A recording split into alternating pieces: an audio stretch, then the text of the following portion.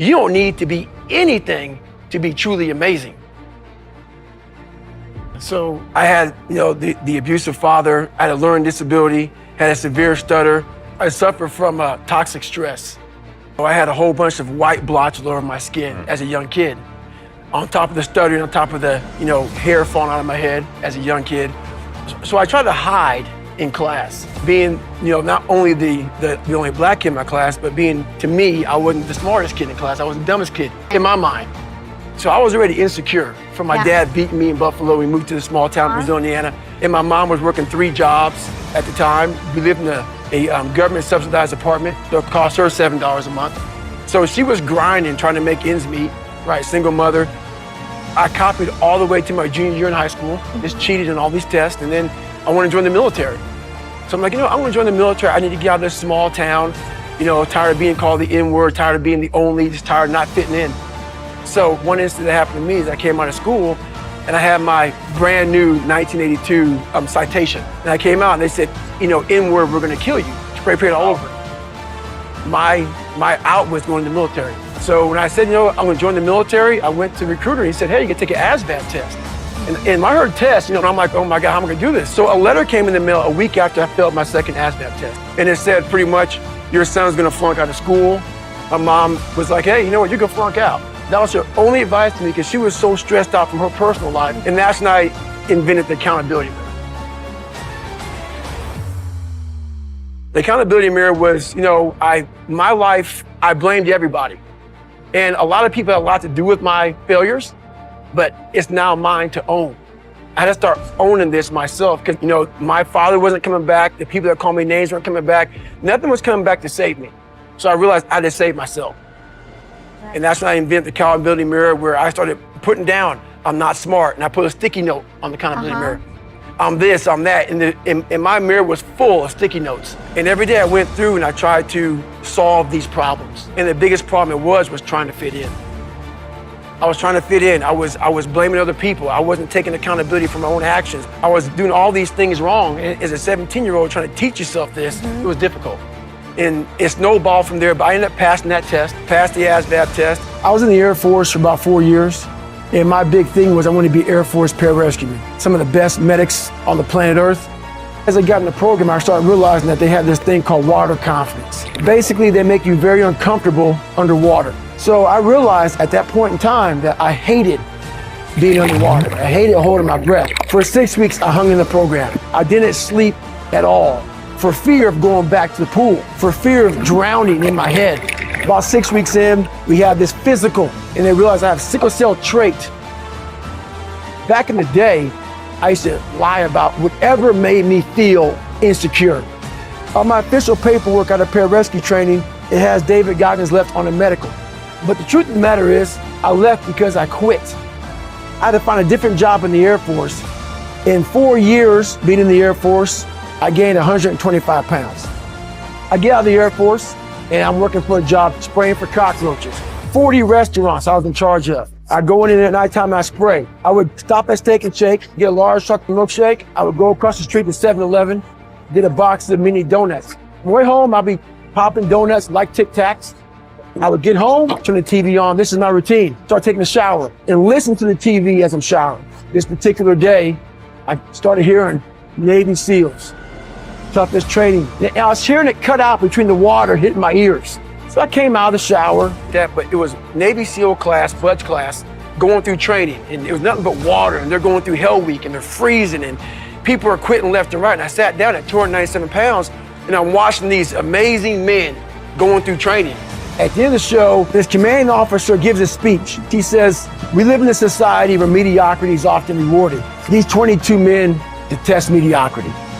And I felt like, man, I have to now really start to overcome my fears, because I felt so small. Every day I had this haunting voice in my head saying, you're nothing, you're nothing.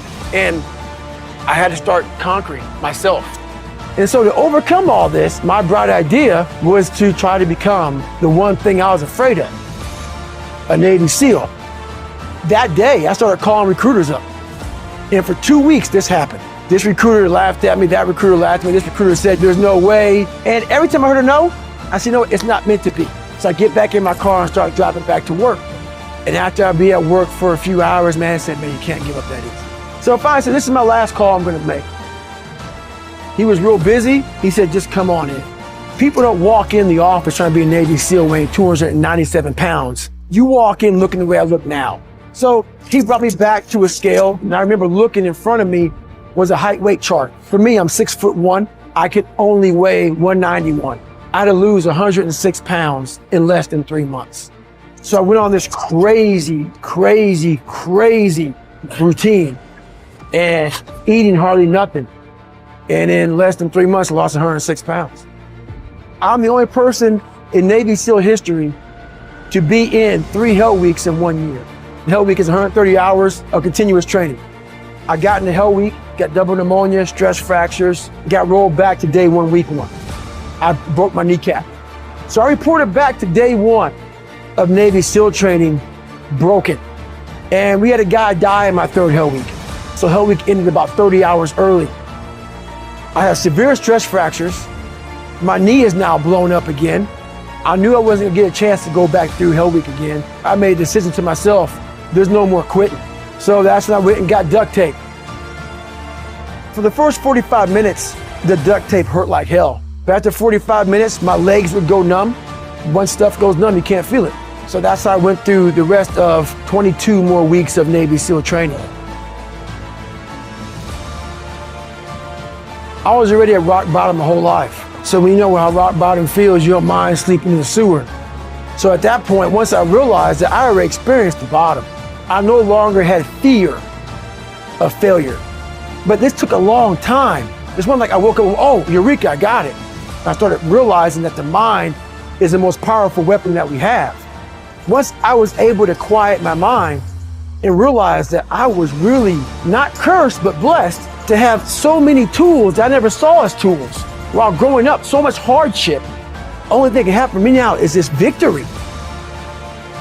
I chose these hard things to do because I wanted to learn how to callous my mind. Like the pull-up record, I did 4,030 pull-ups. But in preparation for that pull-up record, I did 67,000 pull-ups in 9 months. And what happens is your hands become callous. Calloused hands protect you from hurting yourself on the pull-up bar. So I realized, you know what, I have to learn to start callousing my brain. And I have a chapter in my book called Armored Mind. And Armored Mind it speaks of how we have to do things that suck every day, because that's how you start to strengthen your mind. So I said, you know what, let me go on Google. And I Googled the 10 hardest events in the world. And what came up, number 1, was this race called Badwater 135. It's a 135-mile race through Death Valley in the summertime. So 130 degrees, 135 miles. I said, that's what I'm gonna do. I figured it had to be a stage race, you know, like a 10-day race, something like that. No, it wasn't. It was a 1-day race. And so I called the race director up and said, hey man, I'm David Goggins. Chris Kaufman goes, yeah, that's great. I go, I want to do this race to raise money for a foundation. He goes, have you ever run 100 miles? I said, in 1 calendar year or what? He goes, yeah, to get into Badwater, you got to run 100 miles in 24 hours or less to qualify. I said, you can't do 100 miles in 24 hours. I go, that's impossible. He goes, look, the only way you can get in my race is to qualify. This is in November, on a Wednesday. There's only 2 more races I can do to qualify for the Badwater. And one happens to be on Saturday. I call him on a Wednesday, this race is on a Saturday. It's called a San Diego 1-day. You have a 1-mile track, you run around a 1-mile track for 24 hours to see how many miles you can get. And I get all my gear. I get a blue lawn chair, Mileplex, and Ritz crackers. That's all I have for a 100-mile race. So I get my little seat set up, you know, I'm gonna see her every mile, I get some Mileplex and Ritz cracker, I keep on running. At mile 50, I start to feel the bones in my feet start to break. And at mile 70, I haven't gone to the bathroom not 1 time. And this is when I realized that a human being, you know, through all my 3 hell weeks, my Ranger School, my Air Force training, my childhood, everything I've done in my life, it has been very painful, very painful. This was the worst pain I've ever experienced in my entire life. I'm making humor of it, but this is what really made me realize that if you can shut all the noise out in your head and just all the crap that people are giving you, and you can focus on the task at hand and what you want to do, you honestly can do anything.